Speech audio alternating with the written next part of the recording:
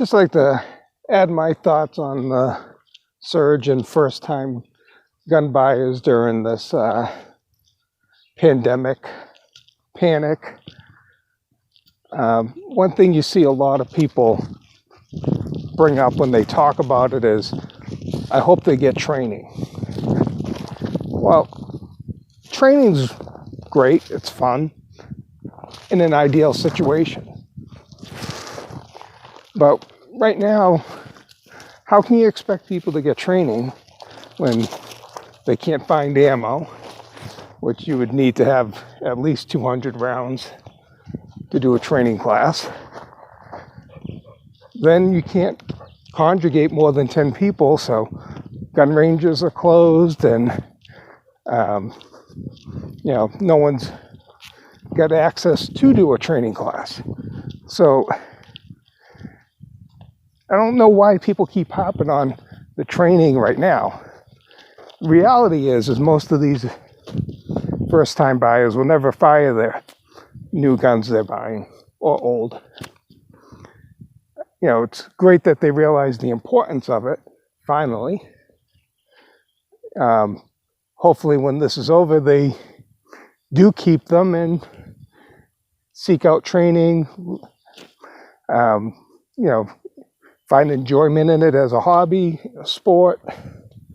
But I think the reality is going to be is most of them will be locked up in a drawer somewhere, hopefully locked up. Or they will make their way back to the gun stores and be sold on the used market. So there could be a glut of used firearms in the coming year. But for those people who are new, the best they can hope for right now is to ask questions why they're purchasing. Hopefully there's a good salesperson that can give them a crash course in gun safety and how to manipulate the firearm that they're choosing and steering them into something that they can handle, as opposed to selling them something just to sell them. But the best that a person can do is ask questions. In Albuquerque, New Mexico here, luckily we have a lot of good gun shops. I've been in most of them. Interactions are very good with salespeople. They answer questions. They, work really hard with you and try and get you steered in the right direction and explain how to use the firearm. But that's in ideal situations. They're kind of stressed because of they're being overloaded and with so many people looking to buy. The next thing that a new gun owner can do is go to YouTube. Lots of good information on how to dry fire train, or just how to clean, operate your new firearm without having to go to a live fire training course. If they're serious about it, they will seek out information online. There's plenty of out there. We still have internet these days, so.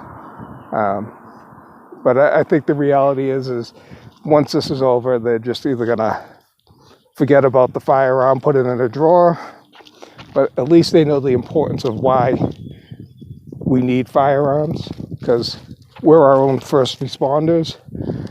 During these type of situations, you can't rely on government, police.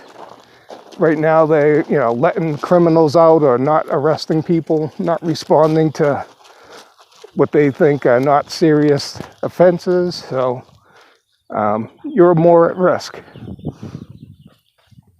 The line was always, why do we need this? Why do we need that? Because during hard times, the government is taxed. They can't handle a real crisis, especially on local levels. So best you can do is put yourself in the situation where you can protect your family and friends. Hopefully this is a learning lesson for a lot of people on why we shouldn't have restrictions to the Second Amendment. Background check system is crashing, so people can't get background checks done. Areas that have waiting periods. Well, how's that helping you now? That's the common sense is not common sense. If you have to tag common sense to a situation, then it isn't common sense. And we're learning that the hard way now in states like California, Illinois, Massachusetts. These mayors wanting to restrict firearm sales and ammo sales during this time when it's needed. They can't protect us if something does happen.